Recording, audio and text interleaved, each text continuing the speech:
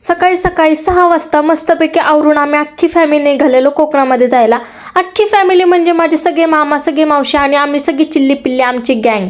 आमच्या गँग सोबत येत होती डोरू सुद्धा. आणि मग आम्ही रस्त्यात नाश्त्याला थांबलो. आणि जर आपण मराठी माणसं आणि आपण जर वडापाव नाश्त्यासाठी नाही खाल्ला तर आपण काय खाल्लं. मग नाश्ता वगैरे करून आम्ही पुढच्या प्रवासासाठी निघालेलो. एकतर आम्ही सुट्टीच्या दिवशी चाललेलो, त्यामुळे रस्त्यामध्ये इतकी गर्दी होती काय तुम्हाला सांगू. एवढ्या ट्रॅफिकमधून बाहेर निघत निघत फायनली आम्ही रिसॉर्टवरती पोहोचलो. गेला गेला आम्हाला ह्या 2 पोरी झोका खेळताना दिसल्या. मग काय आम्ही पण त्याच्यामध्ये ॲड झालो. आणि तुम्हाला तर दिसतच असेल कोकणात पोचल्या आमची बालिश हरकते चालू झालेली.